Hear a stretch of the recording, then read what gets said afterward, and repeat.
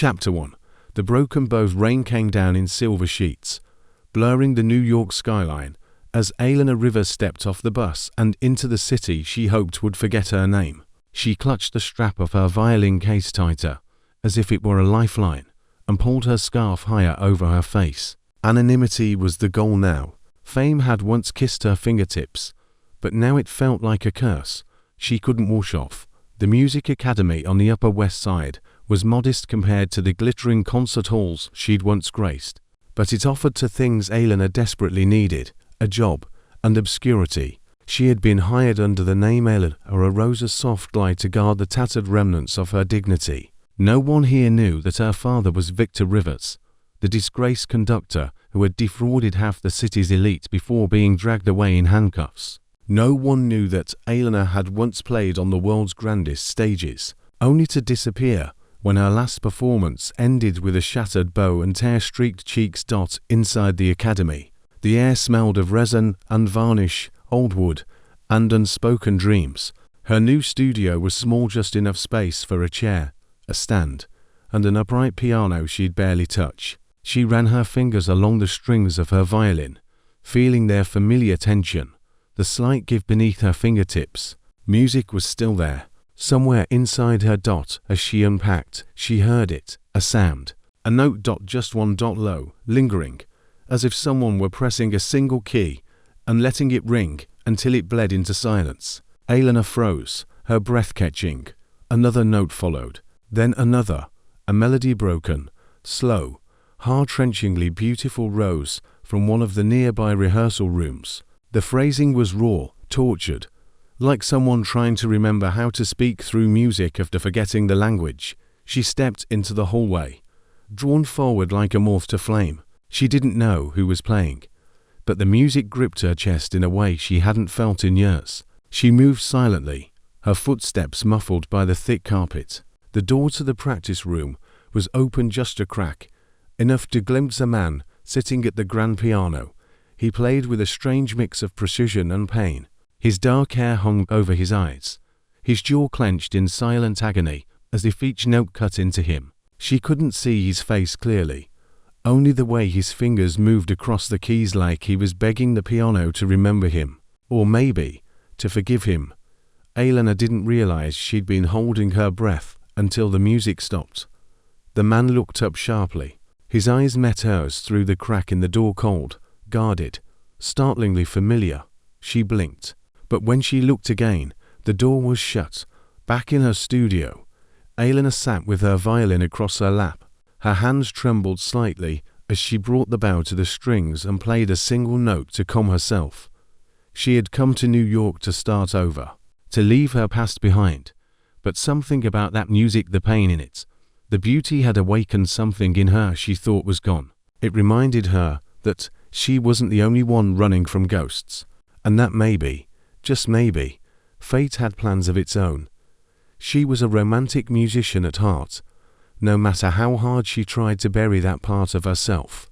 And whoever that pianist was, his music whispered one undeniable truth: her story was only just beginning. Chapter 2. The phantom pianist Elena arrived early the next morning, her boots echoing down the quiet corridor of the Music Academy. She hadn't slept much. The melody from last night haunted her like a half-remembered dream, aching, unfinished. It lingered in her bones, as if it had chosen her, claimed her. She told herself it didn't matter who the pianist was, but curiosity had a sound, and it was starting to drown out her self-control. Her first student of the day, a timid 12-year-old cellist named Leela, bowed sweetly before unpacking her instrument. As they worked through a simple Bach piece, Elena noticed a shift in the hallway. Soft footsteps, heavier than a child's, confident but unhurried. She glanced toward the glass panel of her door and caught a blur of movement. Male, tall, head down. After the lesson, Elena stepped into the corridor. Whispers buzzed between two instructors at the end of the hall. "You haven't seen him yet. Only once. He keeps to himself. Never says a word unless he has to. He's the one Dr. Whitaker brought in, right? The recluse. They say he doesn't even have a resume. Just walked in and played. And she hired him on the spot. Elena pretended not to listen, but her pulse quickened. The phantom pianist, whoever he wasn't just talented, he was a mystery, and apparently not fond of being found. That afternoon, she stayed late to practice. Notes filled the air like slow raindrops as she rehearsed an old piece one her mother used to hum while cooking. She paused between movements, eyes closed, breathing in the silence. Then, like the night before, she heard it, the first delicate strike of a piano key. Just down the hall, the same melody. She rose silently, stepping barefoot into the corridor. Following the sound, it led her to the same practice room door ajar again. Like an invitation or a warning, she peeked in. He was there, the man, the phantom. Up close. He was younger than she expected. Early 30s, maybe. Disheveled dark hair, high cheekbones, and a look in his eyes like he'd seen too much and trusted too little. His hands danced across the keys with a fluidity born from years of devotion, a true romantic musician, coaxing feeling from every note. It wasn't just technique, it was storytelling, suffering, love. She gasped quietly, involuntarily. He stopped playing. Their eyes met. This time, he didn't look away. His gaze was direct, guarded, and far too knowing. "You like to spy on people?" he asked, his voice quiet but edged. "I wasn't spying," she said quickly, embarrassed. "Are you playing? It's extraordinary." He rose from the bench slowly, stretching to his full height. There was something both elegant and damaged about him, like a sculpture with a crack running through the marble. "Don't romanticize it," he said. "It's just noise, nothing more." Before she could answer, he walked past her and disappeared down the hall without another word. Elena stood there, stunned. Noise. That was no noise. That was pain carved into melody. Whoever he was, he could deny it all he wanted, but the truth was there in every aching phrase he played. He was a romantic musician, whether he admitted it or not, and Elena, against her better judgment, was beginning to care far too much about the music and the man behind the phantom piano. Chapter 3.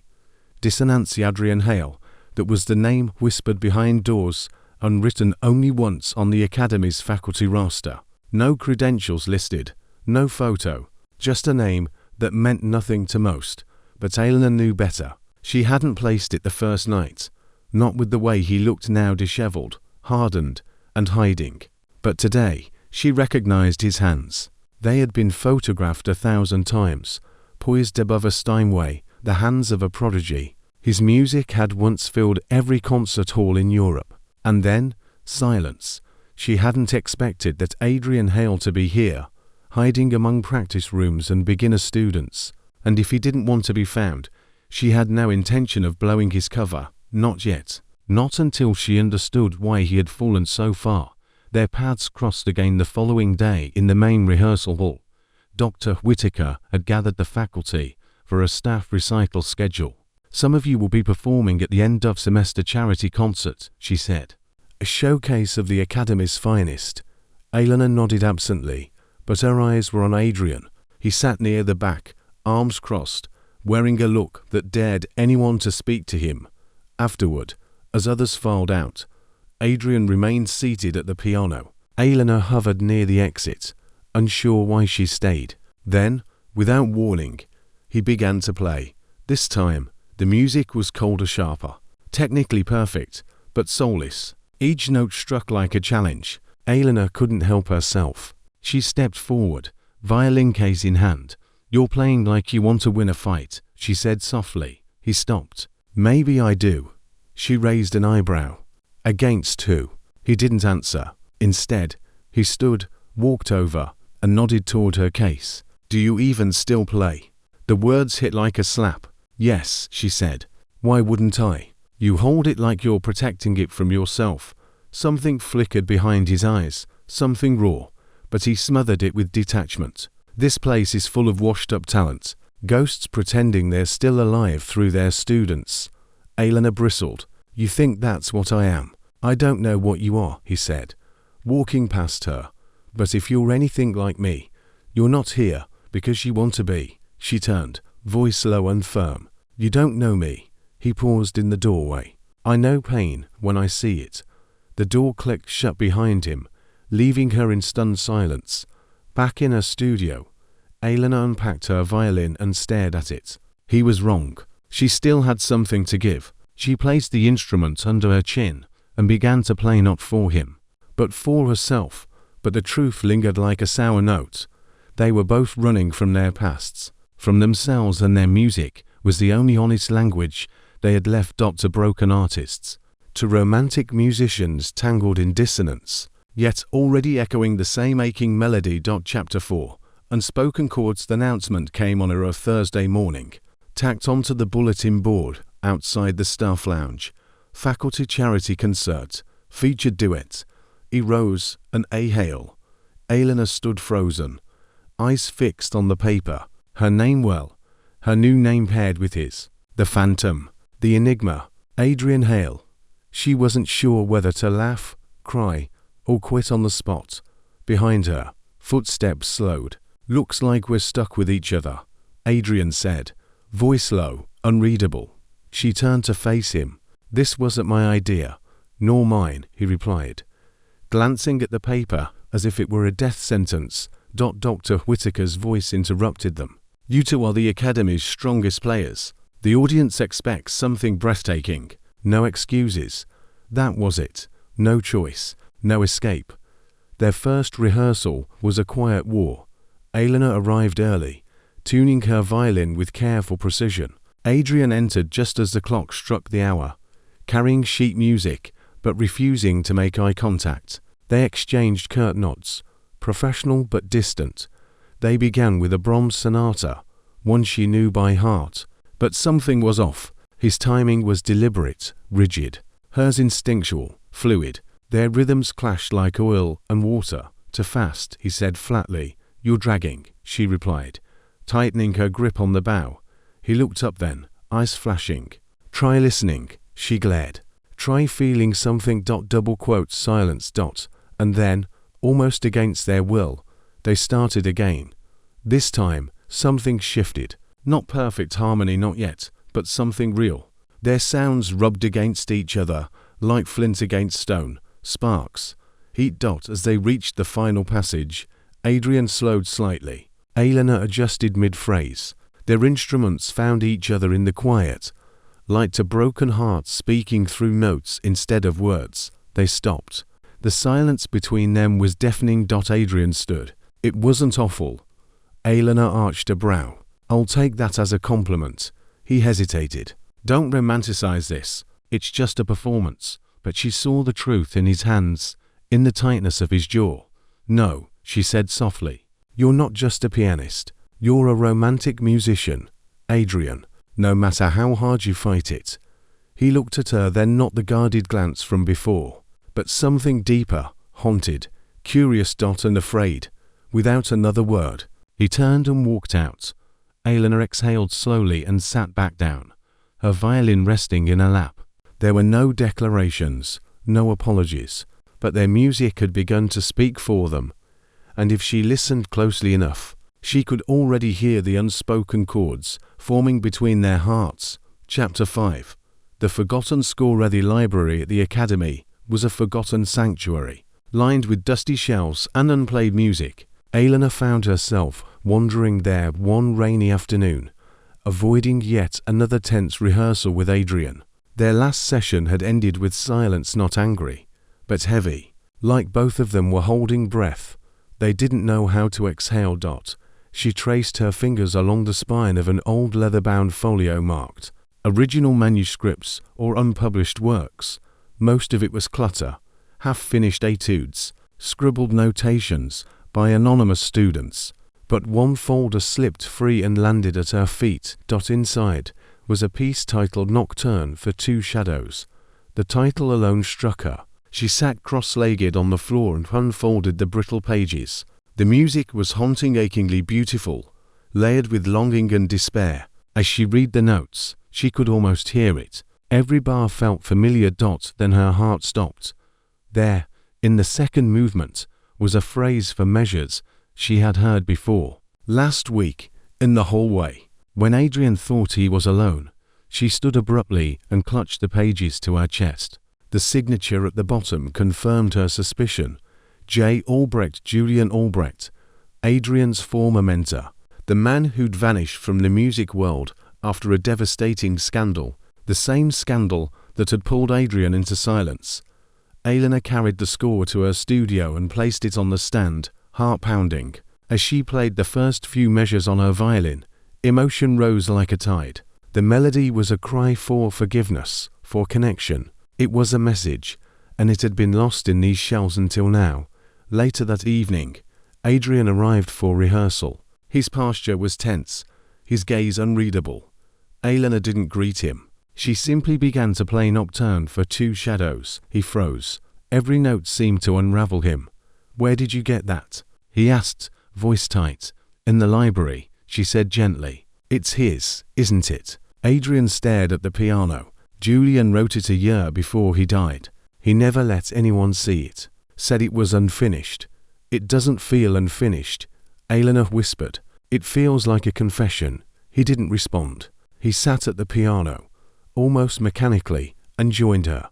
As they played together, the music shifted no longer to instruments, but one voice in harmony. Pain bled into grace, regret into understanding. When they finished, silence blanketed the room. Adrian spoke softly. "That piece was the last thing he gave me," he said. "It was meant for two people who'd lost their way." Elena looked at him. "Maybe we're exactly who it was written for." He didn't answer, but something in his expression cracked the first fragile sign of surrender. That night, their duet wasn't just music. It was mourning. It was memory. It was to romantic musicians finding themselves in a forgotten score that had waited for them all along. Chapter 6. Crescendo of 𝐼𝐸𝐴𝐶. Next rehearsal began with silence, not the kind born of tension, but something far more fragile. Elena tuned her violin slowly, aware of Adrian watching her from behind the piano. The air between them was different now, as if the forgotten score had unlocked something neither of them could quite name. They began with Nocturne for Two Shadows once more, and the room bloomed with sound. Their instruments didn't just complement each other, they clung, trembled, responded like two hearts, finally speaking the same language. Every note was a touch, every phrase a breath they shared. And then, it stopped. The final chord faded into quiet. Elena lowered her bow, her hands trembling slightly.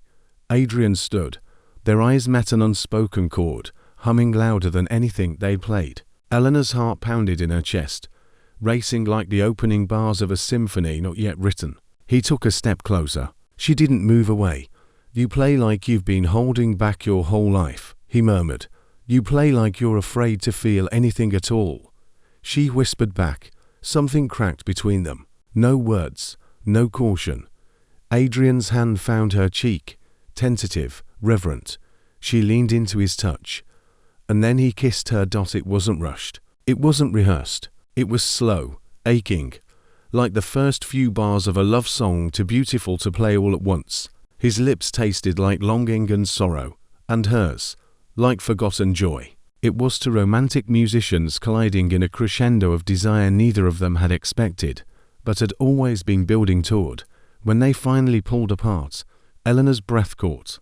"This changes things," she whispered. Adrian didn't answer right away. His eyes were searching hers, guarded and vulnerable all at once. "It can't. We can't." "Why?" "Because the truth always finds a way in. And when it does." He stepped back, the space between them a sudden ache. "We'll both fall apart." He left the room before she could stop him. Elena sat down, heart racing, lips tingling, the music still echoing inside her. She touched her violin like it could steady her, like it could remind her who she was before him. But the truth was already written in the way he kissed her. They were no longer just collaborators. They were two souls caught in a duet of fear and longing, their emotions rising like a melody they could no longer mute. And no matter how much they tried to silence it, the crescendo had only just begun. Chapter 7. Shadows in 𝐬𝐸𝐴𝐶 rehearsal room was dark when Elena entered the next morning, but she didn't need light to feel the absence. Adrian hadn't shown up. Not for rehearsal. Not for his afternoon lessons. Not even a message left behind. She should have known the kiss had frightened him. It had terrified her too, but not enough to deny what it meant. The connection between them wasn't just chemistry, it was composition. Something elemental. The kind of passion only a romantic musician could understand. That night, unable to sleep, Elena returned to the academy. She thought playing might calm her, but as she opened her locker, an envelope fell to the floor. Her name was written on it, Elena Rivers, not Rose. Her blood went cold. She opened it with trembling hands. Inside was a single sentence, typed in stark black. If he performs again, the truth will come out. No signature, no explanation, just a threat, a promise. Her breath caught. How did anyone know? Who was watching? She didn't have time to process it. Her phone buzzed a collect call notification from the New York Correctional Facility. She didn't need to see the name. There was only one person it could be. Victor Rivers, her father. She didn't answer, but the silence he left behind was almost louder than the note in the letter. Elena shoved the envelope into her case and locked it. She couldn't afford to fall apart. Not now. The next day, Adrian was back. He looked rougher than usual, eyes shadowed, jaw clenched, like sleep hadn't visited him either. He didn't speak when she entered the room, just sat at the piano and began to play. The melody was dark, tangled, shifting erratically between keys. G minor never sounded so wounded. Elena raised her violin. They played, but it was a storm, angry, raw. Every note struck like a secret trying to scream its way out. When it ended, Adrian stood. "We can't do this. We already are," she said quietly. He turned away, jaw clenched. "There are things you don't know. Then tell me," she urged. "Before someone else does." He looked at her, truly looked at her for the first time in days. And in his eyes, she saw not arrogance or distance, but fear. Deep, bone-deep fear. "I thought I could stay invisible," he said. "But someone still remembers." "Me too," she whispered. "They're watching both of us." She handed him the envelope. Adrian read it. His hand trembled, just slightly.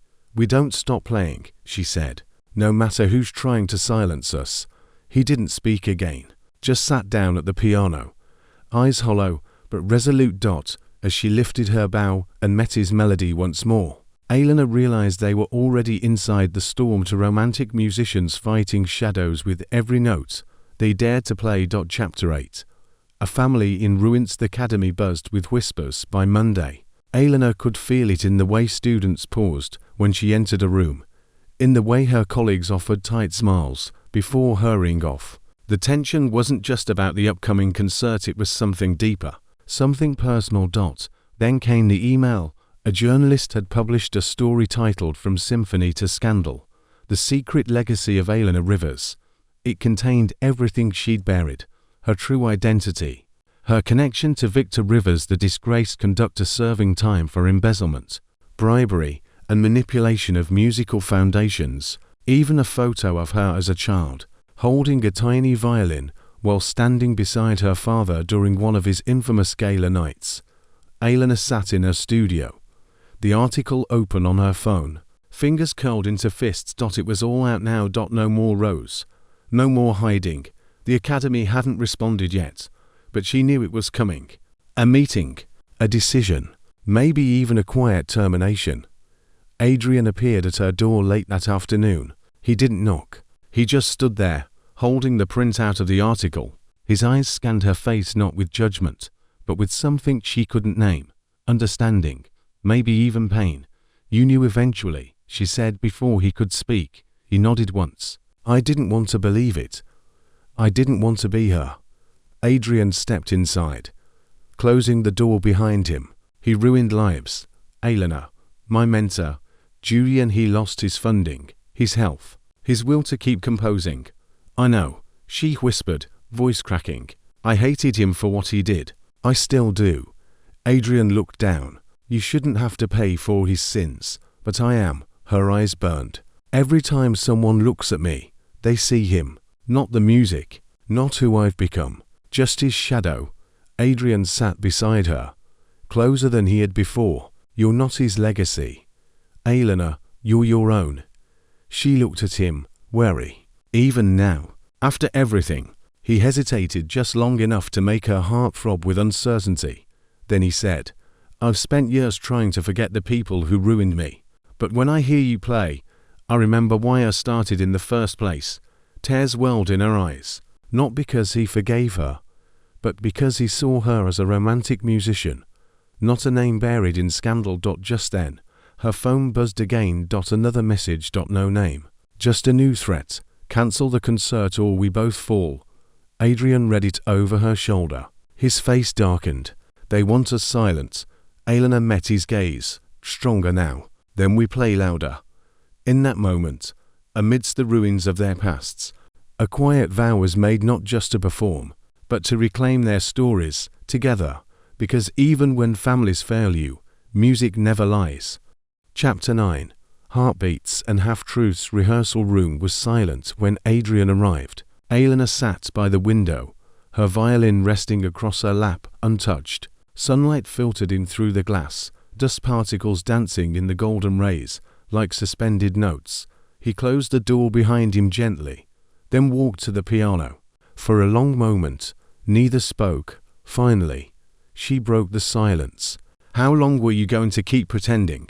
Adrian's fingers hovered over the keys, then dropped to his lap. I didn't want to be him anymore. Elena Rivers isn't who I wanted to be either, she said, her voice softer now. But hiding hasn't made any of it disappear. He stood and faced her fully for the first time. You know who I am now. Adrian Hale, she said, the prodigy who vanished after his final concert collapsed into chaos, and the press blamed everything but your heart. His lips twitched into something too bitter to be called a smile. They said I froze, that I choked, but you didn't. No, he whispered. I watched Julia, my mentor, my closest friend, get destroyed by your father's lies. 1 week later, he took his own life. I performed the night after his funeral. I sat down at the piano, and I couldn't hear anything, not even the silence. Eleanor's throat tightened. I didn't know. No one did. He looked down. I walked off stage and never went back. There it was, the full truth, the melody behind the mask. Adrian Hale, the romantic musician whose notes once made concert halls weep, had lost more than his music that night. He'd lost faith. And now, she asked, why come back? Because I heard you play. His eyes met hers, unwavering. You reminded me what it felt like to feel something real, even when I didn't want to. Tears stung the back of her eyes. But I don't know how to be Adrian Hale again, he continued. Not in front of the world. Not with them waiting to tear me down. They already tried with me, she said, stepping closer. Let them try again. We're stronger when we don't pretend. He studied her, the silence between them swelling like the pause before a downbeat. Then, gently, he reached for her hand. Their fingers entwined. No grand declarations, no rehearsed lines, just a shared understanding between two romantic musicians, scarred by pasts they didn't choose, finding rhythm again in one another. The truth was out, and the music, finally, was real. Chapter 10. Duet of Deception. The Academy was unusually quiet that morning, as if the walls themselves were holding their breath. Elena walked in with her shoulders squared, her violin case firm in her grip. Her scandal was no longer just whispers, it was headlines. She'd thought nothing could feel more invasive than the article that exposed her true identity. But that morning proved her wrong. A glossy tabloid had run a front-page spread. Romantic musicians or calculated manipulators. Inside the Elena Rivers Adrian Hale scandal, the photo hit hardest. A grainy, stolen image of their private rehearsal, Adrian looking at her as if the music had stopped the world. They didn't print the music, just the implication that Elena had used her connection to Adrian to claw her way back into the spotlight. By the time she arrived in the main hall, everyone had seen it. She spotted Adrian at the far end, surrounded by silence. He was staring at the cover of the paper like it might catch fire in his hands. She walked toward him, her pulse loud in her ears. You think I leaked it? She asked. No. His voice was quiet. But someone did, and they knew exactly what moment to capture. A door opened behind them. Dr. Whittaker entered with a grave expression. "We need to talk." Minutes later, they sat across from her in the office they once considered safe. The director folded her hands. "The board is in crisis mode. Donors are threatening to pull out. Press is camping outside. We need to consider cancelling the charity concerts." Elena stood, voice firm. "No." Adrian followed. "If we back down now, they win." Dr. Whittaker hesitated. "This academy is not equipped to handle a media storm." Adrian's tone shifted steel beneath silk. "Then let us face it on stage. Let them hear us, not headlines." Whittaker looked between them, weighing more than just reputations. She saw the music in their eyes, the fire, the refusal to be silenced. "Very well," she said finally. "One chance. But if the concert goes wrong, I can't protect either of you." Back in the rehearsal room, Elena slammed the tabloid down on the music stand. "Someone wants this to crash and burn. Your father," Adrian asked. "Maybe. Or someone else who still blames us for things we never chose." Adrian nodded slowly. "Then let's give them what they didn't expect." She looked at him. "What's that?" she asked. "A love story," he said, "between two romantic musicians who refused to break."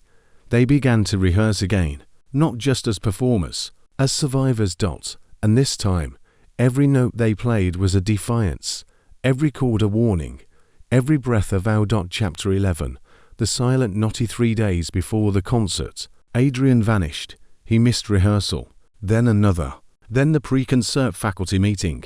No call, no message. Just a cold, aching absence where his presence had begun to feel essential. Elena checked the usual places: the practice rooms, the rooftop garden, even the small jazz bar a few streets down where he once mentioned he played anonymously after midnight. Nothing.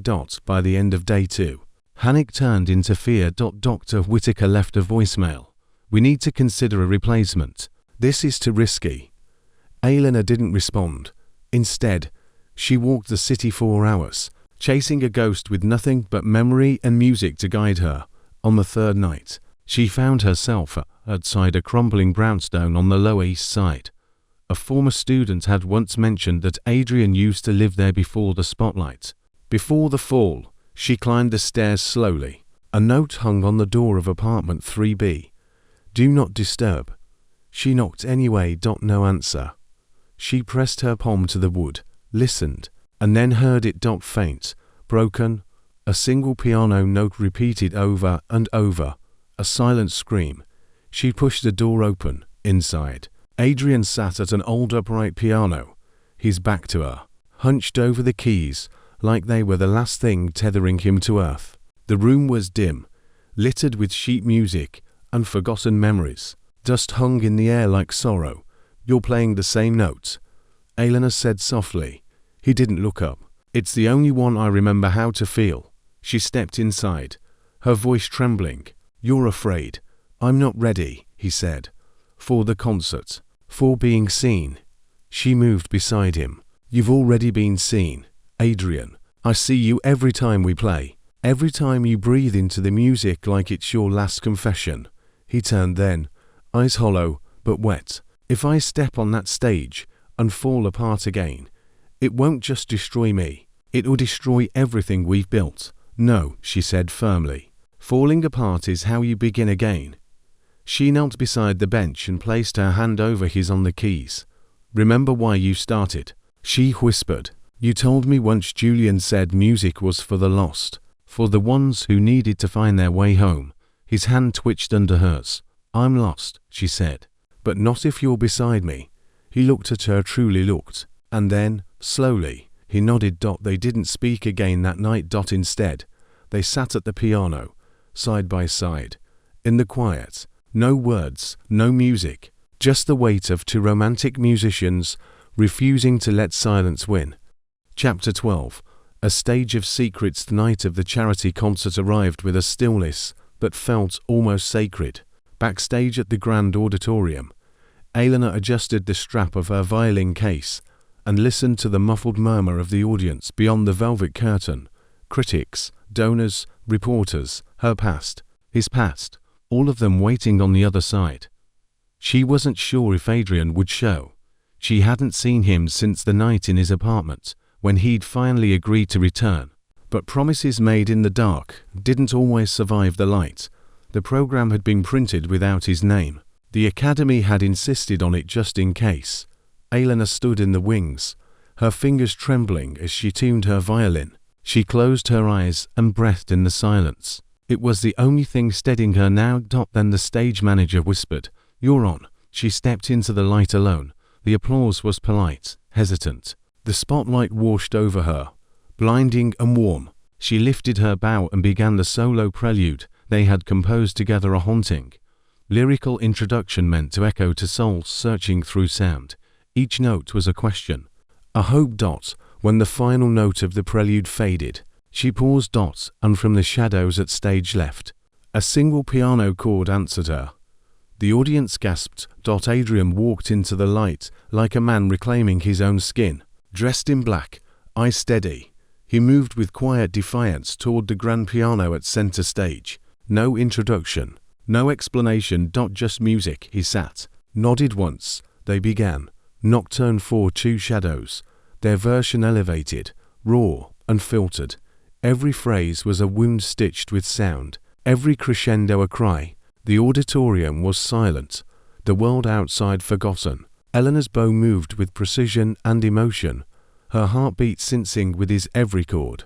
Adrian played not like a man performing, but like a soul bearing everything he'd ever buried. Together, they transformed the stage into a confessional.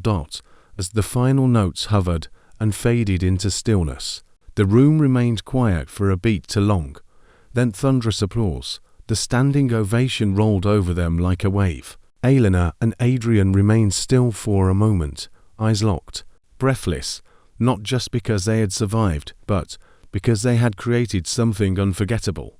Two romantic musicians had silenced the chaos, the rumors, the ghosts with nothing but their truth and a piano bench between them. As they bowed, flashbulbs lit the stage, and Elena knew the secret still lingered. The past hadn't finished with them, but for tonight, they had reclaimed the melody, and the world was listening. Chapter 13. The encore betrayal of applause still echoed in Elena's ears as she stepped off stage, heart pounding, cheeks flushed. Backstage was a flurry of congratulations and wide-eyed amazement. Faculty members offered quick nods, students whispered excitedly, and Dr. Whitaker gave a rare, genuine smile. "You did it," she said softly. "Both of you." Elena searched for Adrian, her eyes darting through the crowd. She found him near the corner of the hallway, shoulders tense, head bowed, a quiet figure in a storm of praise. But before she could reach him, her phone buzzed. A message. "Unknown number. Check your inbox. You don't know who you're standing beside." Her blood turned to ice. With trembling hands, she opened the email linked in the message. Attachments, dozens of them. Bank statements, a letter, a prison call log. And then one damning audio file. It was her father's voice, unmistakable. "Yes, leak the story about the girl. Make it look like she's sleeping with him to get back on stage. Let the boy fall apart. It's the only way I'll get her back where she belongs." Elena staggered back a step. Her father hadn't just sabotaged her career. He had deliberately targeted Adrian, used their growing closeness as ammunition to manipulate the press. And someone had followed his instructions. She turned, scanning the backstage chaos for Adrian. He was alone now, away from the buzz, staring down at his phone. Her heart sank as she realized he had heard it. She moved toward him slowly. "You listened," she said, barely above a whisper. His expression was unreadable. "So it was true. No, Adrian. I didn't know. I swear." He cut her off. "Your father orchestrated everything. The leaks, the timing, the narrative. All of it." Her voice cracked. "I'm not him. I never have been. But you're still his," Adrian said, the ache in his words louder than any shout. "And maybe I was just another pawn in his plan." Her throat tightened. "Don't do this." He looked at her, truly looked, and in his eyes she saw the terrible weight of betrayal. Not from her, but from the world that had always taught him to expect it. He stepped back. "Elena, I can't." And then, like a final note hanging in the air too long. He walked away through the crowd, through the noise, into the night. Elena stood frozen. They had just conquered the stage together, but off stage, in the encore of truth, everything was falling apart. Two romantic musicians had played their hearts out for the world to hear, only to discover that the worst betrayals don't happen in silence, they happen in the echo. Chapter 14. Harmony in the ruins. Rain drizzled over the city like a muted overture as Elena stood outside the prison gates. The letter from her father crumpled in her pocket. She hadn't planned to visit, had sworn she never would, but after the betrayal that shattered everything she and Adrian had rebuilt, there was only one place left to confront the truth. Victor Rivers entered the visitation room, wearing a smug smile, his orange jumpsuit somehow still too polished, too composed. The years hadn't softened him. If anything, they distilled his arrogance into something sharper. "I didn't expect you so soon," he said, "though I assume this is about your pianist." She didn't sit. "You used me. You used him. I protected you," he replied with infuriating calm. "You were wasting your gift on silence. I did what I had to do to bring you back into the light, by destroying someone else's life." Her voice cracked. Adrian Hale was already broken. "You made sure he stayed that way. He was always a liability. Too emotional, too much heart, not enough business," he smirked. Classic romantic musician. Elena's hands clenched. "He was your victim, just like Julian, and you still think you're the conductor of everyone's lives." Victor leaned forward, his smile fading. "You are my daughter. That means something." "No," she said, her voice steady now. "It used to. But I'm not your legacy. I'm not your weapon. And I won't let you ruin what I've built anymore." She turned to leave, but paused at the door. "You don't get to define me or Adrian. Not ever again." Outside, the rain had stopped. Adrian was waiting when she returned to the academy. He stood in the empty concert hall, his expression unreadable, but his eyes no longer guarded. "I listened to the whole recording," he said softly. "I shouldn't have walked away." "You had every right to," she replied. "But I confronted him. He admitted it all." Adrian nodded. "He destroyed Julian. He tried to destroy us, but he failed," she said. "Because we're still standing." He moved closer. "Barely. Still counts." She whispered. Silence hung between them, no longer heavy, but healing. Elena reached out, touching his hand gently. "What happens now?" Adrian looked toward the piano, then back to her. "We finish what we started, together." He nodded. They sat side by side at the piano, the keys cool beneath their fingertips, and as they began to play, not for an audience, not for redemption, but for each other, the music took flight again. It wasn't flawless, but it was honest. To romantic musicians, no longer defined by a scandal or silence, but by the harmony they chose to build from the ruins. Chapter 15. The final crescendo. The concert hall was packed once more, but this time, the lights weren't just focused on talent, they were fixed on truth. Elena stood center stage, with Adrian beside her. The crowd before them hushed with expectation. There was no press release, no headlines, no formal announcement, only whispers that Adrian Hale had returned and that he'd be performing an original composition, titled Melody of the Heart. It wasn't just a piece. It was their piece, born from grief, tempered in silence, and finished only days ago with ink still fresh on the staff paper. A duet unlike anything they had played before, a map of everything they had endured. Adrian looked over at her and gave a small nod. "You ready?" he whispered. Elena smiled. "Only if you are." They began. The first movement was soft, uncertain, an echo of how they'd met. Tentative notes, hesitant harmonies, like two souls circling each other in the dark. The second movement swelled with passion and tension, the chaos of revelation and betrayal pulsing through every measure. Then came the third movement, the heartbreak. Minor chords, bare strings, silence woven between notes like sharp breaths in the night. And finally, the finale, a crescendo that climbed slowly, steadily, like hope returning after a long winter. Their instruments didn't just complement each other, they completed each other. Adrian's chords surrounded Eleanor's soaring melody arms around a wounded heart. When the final note rang out, it didn't fade. It lingered. The audience rose to its feet, thunderous in applause. But Adrian and Elena didn't bow right away. They looked at each other, breathless, grounded in something deeper than performance, love, forgiveness, rebirth. Afterward, the press hounded them with questions, but they walked past the flashing lights hand in hand, not as scandal, not as headlines, but as artists. As survivors. As romantic musicians who had refused to be silenced, outside the concert hall, under a quiet sky. Elena turned to Adrian. "Do you think people will remember the truth?" He smiled. The weight in his eyes finally lifted. "They'll remember the music. That's enough." She leaned into him, her head resting against his shoulder. And together, they walked into a future unwritten one, where the melody of their hearts would never need to hide again.